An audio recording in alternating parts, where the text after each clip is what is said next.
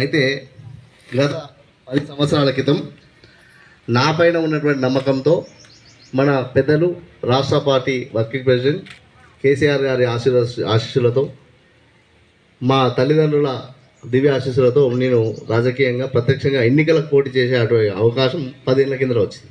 దానికి అప్పుడు కేటీఆర్ గారు నన్ను గుర్తించి నాకు ఇక్కడ బీఆర్ఎస్ పార్టీ అభ్యర్థిగా నన్ను ప్రకటించడం, వారి నమ్మకాన్ని అదేవిధంగా నిలబెట్టుకొని భారీ మెజార్టీతో సిరిసిల్లాలోని 2వ స్థానంలో 675 ఓట్ల మెజార్టీతో నేను గెలవడం జరిగింది. గెలిచిన తర్వాత కూడా ప్రజలు ఏ విధంగా అయితే నాపై నమ్మకం పెట్టుకున్నారో అదే నమ్మకాన్ని ఖచ్చితంగా వాళ్ళని నిలబెట్టుకునే విధంగా మళ్ళీ ఆ నమ్మకాన్ని వాళ్ళు అదే ప్రేమను నాకు చూపించాలనేటువంటి ఆలోచనతో నేను మన వార్డు అప్పుడు ప్రతి డ్రైన్ 95% డ్రైన్లను పూర్తిగా కట్టించడం జరిగింది. అంటే నేను ఒక ప్లాన్తో మా వార్డు డెవలప్మెంట్ ఈ విధంగా ఉండాలి అనే ఆలోచనతో ఫస్ట్ డ్రైన్లు కట్టాలి, తర్వాత రోడ్లు కట్టాలనేటువంటి ఆలోచనతో ఫస్ట్ డ్రైన్స్ చేసినాం ఆ పీరియడ్లో. దాంతో 95% డ్రైన్లను మొత్తం పూర్తి చేసినాం. ప్రతి ఒక్కరికి కూడా అర్హులైన ప్రతి ఒక్కరికి కూడా పెన్షన్ పెట్టించడం. ఏ కార్యక్రమమైనా ప్రభుత్వం నుంచి ఎలాంటి కార్యక్రమాలైనా కూడా ప్రజలకు అందించే విధంగా నేను వాళ్ళ ఇంటి కుటుంబ సభ్యులుగా ఉండి పనిచేసినటువంటి వాట వాస్తవం.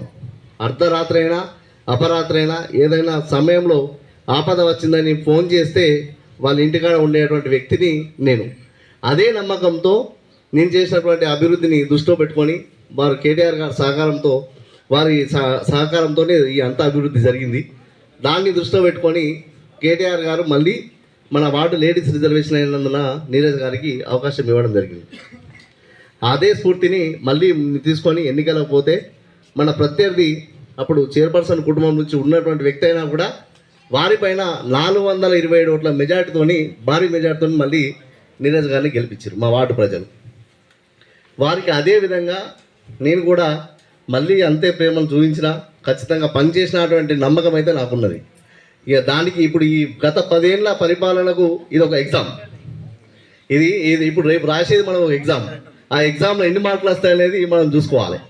కాబట్టి ఎందుకంటే ఈ కరోనా సమయంలో ఒక 2 సంవత్సరాలు, ఈ 5 ఏళ్ల సమయంలో కరోనా సమయంలో 2 సంవత్సరాలు మనకు కొంచెం అభివృద్ధి కుంటుపడ్డా కూడా ఈ కరోనా సమయంలో ప్రతి ఇంటికి వాళ్ళ కుటుంబ సభ్యులాగా వాళ్ళకు నిత్యావసరాలు అందించడం కానివ్వండి, ఇతర గ్రాసరీస్ కానివ్వండి, కరోనా వచ్చి వాళ్ళు భయపడినటువంటి సందర్భంలో వాళ్ళ ఇంటికి పోయి సర్వీస్ చేశాను. నేను ఇంటికి పోయి కరోనా వచ్చిందంటే ఇంకొక విషయం కూడా మీకు అందరూ చెప్పాలి స్టేజ్ మీద. నేను మా ఇంట్లో దాదాపు ఒక 60 రోజులు క్వారంటైన్ ఉన్నా. అంటే మా మిస్సెస్ వాళ్ళు నేను పేషెంట్ వాళ్ళ దగ్గరికి పోయేస్తున్నా కాబట్టి నా ద్వారా మా ఇంట్లో రావద్దని చెప్పేసి వాళ్ళు ఒక రూమ్లో పడుకున్నాడు, నేను ఒక రూమ్లో పడుకున్నాను. ఒక 60 రోజులు నేను అట్లా మా ఇంట్లో ఉన్నా.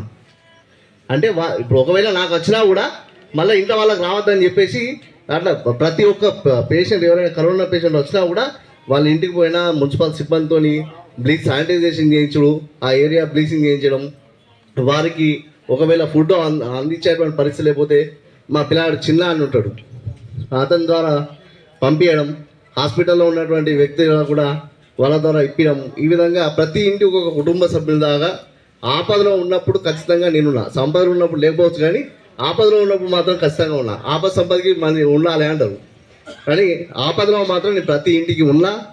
ఏ పని అయినా కూడా ఖచ్చితంగా నాతోనేటువంటి పనిని నేను చేసి పెట్టినా. ఆ నమ్మకం నాకుంది. పూర్ణ అనేటువంటి వ్యక్తి పని చేస్తాడు అని అనేటువంటి నమ్మకం మా వార్డు ప్రజలు కూడా పూర్తి స్థాయిలో విశ్వాసం ఉన్నది. కాబట్టి రాబోయే ఎన్నికల్లో మన కేటీఆర్ గారు పార్టీ గుర్తించి మాకు అవకాశం ఇవ్వాలని, అలాగే వారి ఆదేశాల మేరకు మేము నడుచుకొని ముందుకు వెళ్తామని చెప్పి మీ అందరికీ సభాముఖంగా వినయపూర్వకంగా మీ అందరికీ తెలియజేస్తూ మాకు అవకాశం కల్పించాలని మిమ్మల్ని కోరుకుంటున్నాను.